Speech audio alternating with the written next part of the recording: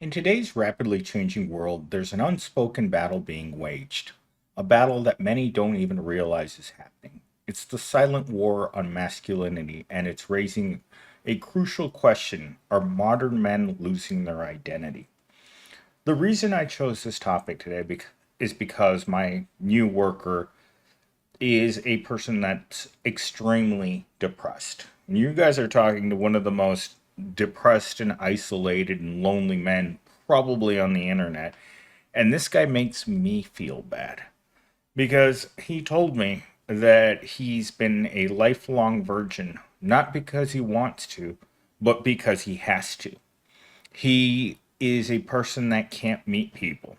And to say that he's strange would be an understatement. And remember, I'm a really strange person myself. So when I meet someone that I think is strange, there's definitely something not right about this person. All right, so let's start with my first talking point for today's video. Remember, these are all talking points that the AI created, so this isn't pulled from any particular place. It's all AI generated. I gave it some data, and this is what it pooped out. Masculinity. For generations, it's been a cornerstone of society, shaping how men view themselves and how they are perceived by others. But recently, the very concept of masculinity has come under intense scrutiny. What was once celebrated is now often criticized, and many men find themselves unsure of where they fit in this new world. I can attest to that because, as my final degree, I was an English literature major. And nowhere in my life have I felt more hostility about the thing between my legs, regardless of how small it is, of women who are judging you.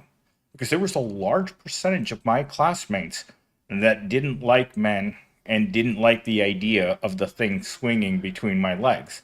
So it was a instant hostility towards me and my gender like I've never felt before. And another uh, scenario in which I've really felt the scrutiny of society is being a bodybuilder. The larger you get, the more you're associated with hyper masculinity. And today I was sitting at the pharmacy waiting to get a shot, and like the pharmacist pulled up my arm, and the bulk of my arm was hanging out, and I was kind of ashamed. I felt shame in the sense that my arm looked like that. I have 17-inch biceps, and that my arms were sticking out of my shirt this far. And like the pharmacist looked at me, and I could tell in his face he didn't approve of the way that I looked. And I felt this the last time that I was sitting in the same place about a year ago from a woman who no longer works there, but it was a certain understanding between us that she did not appreciate my general appearance. And a lot of it had to do with just the way that I'm shaped. And another area where I really feel like men are looked down upon is when men work in the technology field. Like I've worked in the technology field since I was 18 years old, or maybe even a little younger than that. And when people find out that you work in technology, number one, they want to know if you can fix their computer. And number two, they think you make a lot of money. And number three, you're associated with khaki pants and polo shirts, and that you're awkward and weird. And many of us end up in that field because we're not good with people. We're not going to be marketing people. We're not going to be salespeople. We're not going to be HR. We're going to be people who spent much more time shaking hands with the governor, sitting in a dark room like I am right now, not interacting with the real world. Talking point number two: from accusations of toxic masculinity to social pressure to be more sensitive, men are being told to change. But with these changes comes a loss of something fundamental, a sense of identity that many are struggling to maintain. I have never been in a room in my entire life where I had a grown man say to me, "Millennial Steam, I'm struggling with depression right now, and I don't know how to cope with it.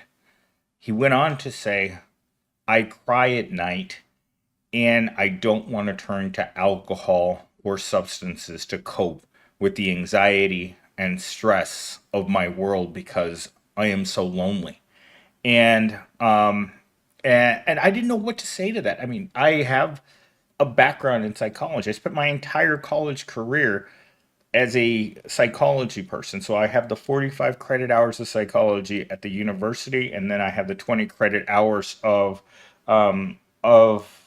the of psychology that I did at community college. Sorry, Mello's messaging me, and I haven't heard from Mello in like a week, so I'll have to check those messages once I get done doing this.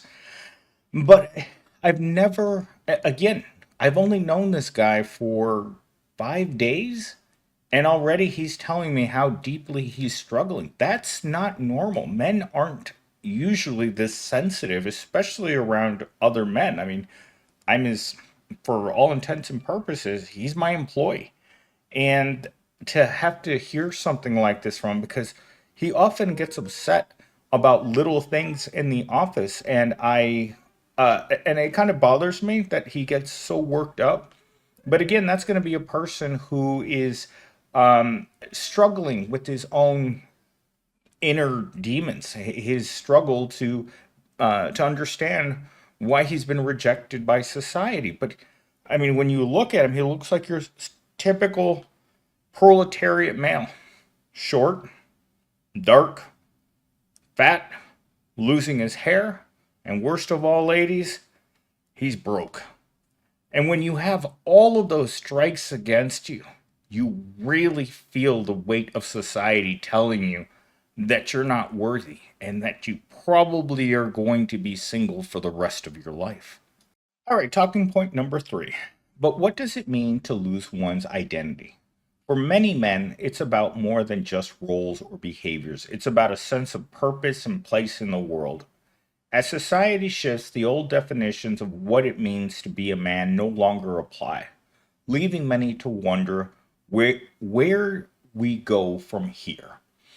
I've always had this belief that men should have muscles, right? It to me, a man without muscles is not a it's not a fully qualified man. But today, while I was at the gym, there was a guy walking around in there with a She-Hulk, and I mean, she was gorgeous, 6 feet tall, built like a female bodybuilder, and she was wearing really really skimpy clothing, and just her arms and legs were just bulging out with muscle. And the guy she was with was tiny. He was a fraction of her size. He had not one visible muscle on his entire guy. But that girl chose to be with that guy for some reason. I'm sure it's the baseball bat between his legs. Even a guy that small can have incredible man meat. But there was something about him that was appealing to him. But men, I think, have been given a raw deal. Ordinary proletariat men have humiliating jobs where they have to wear goofy uniforms. That's followed by extremely low paying jobs, no career whatsoever. Now, I struggle with that every single day, is that I have no career. This job that I currently have, my last job and the job before that, there's no career path. It's a dead end job. And corporations count on people who are too lazy to get up after they've fallen down in the mud, clean themselves up, and try to do better. Because often enough, trying to do better for yourself as a proletariat man just means you're going to be disappointed. I can't just stop what I'm doing for work right now and decide, you know what? There's no career in this job. It's a dead end job because your employer doesn't want you to think that way. Even though they are fully aware of how crap that job is, they still need someone to do it, regardless of the pay. In fact, today I saw an article that said Gen Z wants a minimum of $81,000 a year as entry level. And I had to laugh at reading that they're just not interested in jobs paying below that. And that almost gets to that small threshold that I've been mentioning on my channel for years is $50 is the new minimum wage. And 81,000 is still a little over $40 an hour, which you're not going to find a lot of jobs that are going to pay you for that much. And Gen Z is just going to stay home. Don't want to pay me a fair wage, then you're not going to show up. In the same article, one of the people that they were interviewing also said, why should people work more hours than 9 to 1 p.m.? And the reason he said that was because no one works after lunch, which is true. Once you come back from lunch, you're digesting your lunch, and that's it. You might do a little bit here and there, but the rest of the day's work performance theater. Anyhow, moving on. Often know women in a sense of deep sadness. And that's what I got from my new employee today, a sense of deep sadness at his predicament of maybe turning 30 and never having seen a real naked woman in his life. And let's see, society has rejected us as a whole. There's 100 million men out there that, in this country alone, that they're not going anywhere. When it comes to the relationship status, it's going to be permanently single. And the reason for that is they're just not acceptable men, either appearance, financially, emotionally. Something about men right now is broken beyond repair. And I don't think we can repair it with the way that our current society is set up. All right, here's my final talking point. This isn't just about individual men. It's about the future of society as a whole. When men lose their sense of identity, it doesn't just affect them, it affects their families, their communities, and ultimately the world we live in. Of course it does. Having a loser in your family is a devastating thing for a parent to have. They have a daughter that's not going to have children because she's not meeting the kind of men that she wants. You have a son who can't get married. You have your children that will never own a home. The amount of failure that these children are bringing upon their families is astronomical. And it's not like they can just stop and say, you know what, I'm not going to do this. Because society only sees value in winners. We're a society of winners that's 99% losers. And if you watch any amount of advertisements, this country cherishes the winner, the entrepreneur, the person who is a self-made millionaire, the person that went to that Ivy League school, that person who lifts themselves up, has ambition, starts their own business, is a man that is to be looked up to. But the opportunity for all of these things isn't readily available for your average man. I would say that the average man doesn't have access to those things. It's not because he doesn't try. It's because the opportunity from childhood has never presented itself. And even if opportunity were to show itself, most of us wouldn't know what to do with it. It's like the analogy of having a beautiful woman take off all her clothes and you're just looking at her like, what am I supposed to do?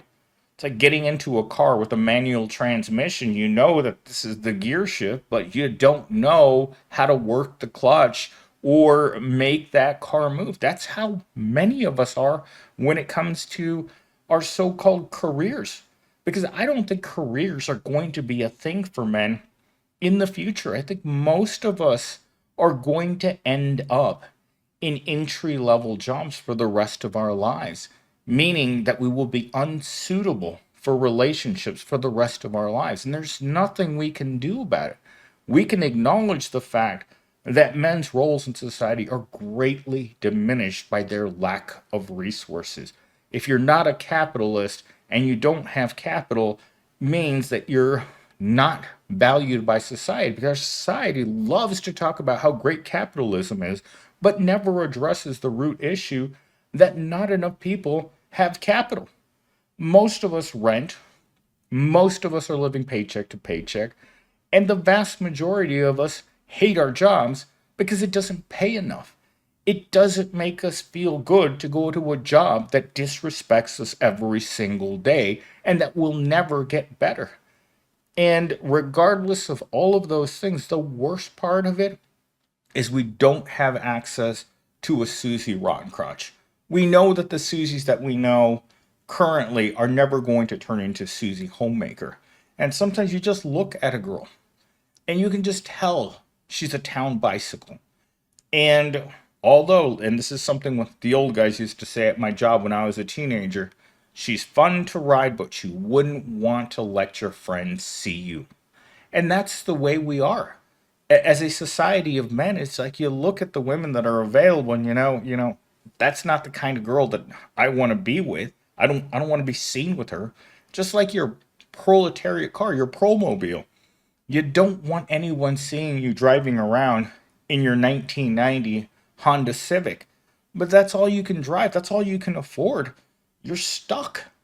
And no one wants to acknowledge that they're a Honda Civic is all that they have.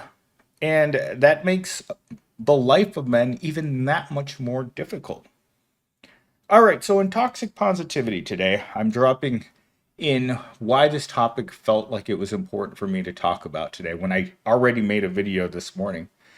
And it's the fact that I finally met a man that was completely open about being a loser.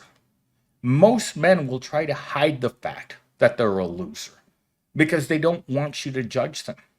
But when a man is such a loser that he's oozing loserness out of his ears, out of his rear, out of his pores, loser oozes out of our class of men constantly. Women can smell it, women can see it, and they steer clear of these men. And it doesn't mean that these men don't want those relationships. It just means that the opportunity will never present itself for this class of men. And I find that to be extremely disturbing and part of this dystopian hellscape that we're currently living in.